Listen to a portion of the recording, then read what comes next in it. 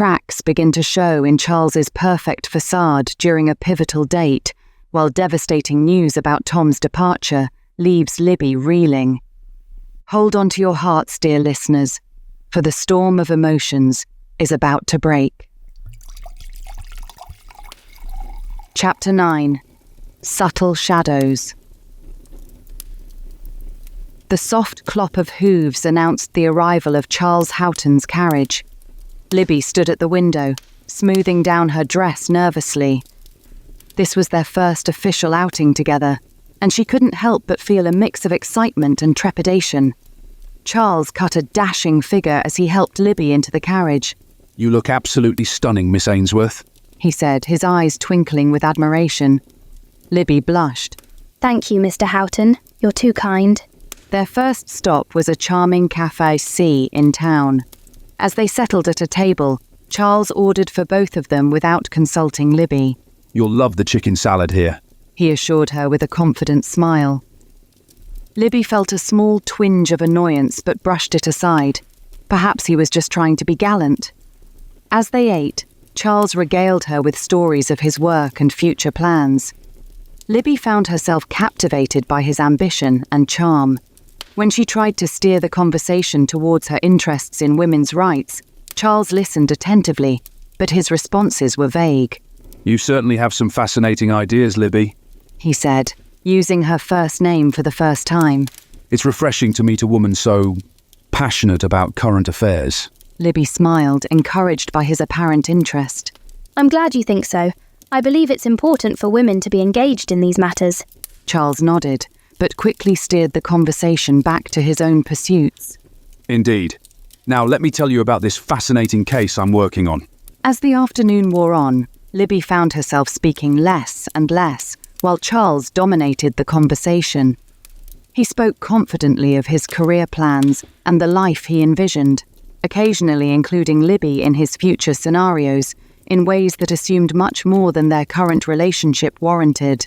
"Of course, when we host dinner parties, your charm will be invaluable in impressing my colleagues," he said casually, as if their marriage was a foregone conclusion.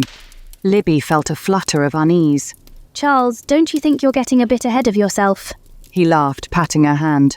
"My dear Libby, I'm simply planning for the future. Isn't that what responsible people do?" As they strolled through the park later, Charles's arm firmly around Libby's waist, she couldn't shake a growing sense of discomfort. His touch, while gentle, felt oddly possessive. When Charles finally brought her home, he leaned in for a kiss. Libby, caught off guard, turned her head at the last moment, and his lips grazed her cheek instead. A flash of something. Disappointment? Frustration? Crossed Charles's face, but it was gone so quickly Libby thought she might have imagined it. "Until next time, my dear," he said, his charming smile back in place. Libby entered her house, her mind whirling with conflicting emotions. She was so distracted that she almost walked right past her mother and her best friend, Bea, who were speaking in hushed tones in the sitting room. "Libby!" Bea exclaimed, jumping up. "How was your outing with Charles?" "It was nice," Libby said hesitantly. She noticed the concern in her friend's eyes. "Bea, is everything all right?" Bea and Mrs. Ainsworth exchanged a look. "Libby, dear," her mother began gently. "there's something you should know." "What is it?" Libby asked, her heart starting to race. Bea took her hand. "It's about Tom. He's gone, Libby. Your father sent him away to work on your uncle's estate in Vermont."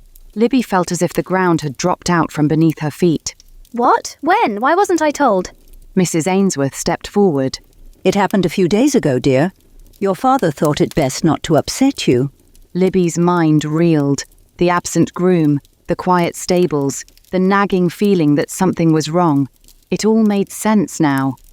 Without another word, Libby fled to her room, slamming the door behind her. She collapsed onto her bed, hot tears streaming down her face. How could her father do this? How could Tom leave without saying goodbye? As she cried, Libby's mind flashed back to her afternoon with Charles. His subtle dismissiveness, his assumptions about their future. It all seemed clearer now. She had been so eager to please her father, to find a suitor who understood her, that she had willfully ignored the warning signs. In the growing darkness of her room, Libby felt more alone than ever. Tom was gone.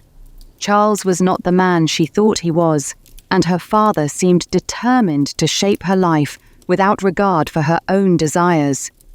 As the last light faded from the sky, Libby made a silent vow. She would not let others dictate her future any longer. Somehow, some way, she would take control of her own destiny and find a way to bring Tom back.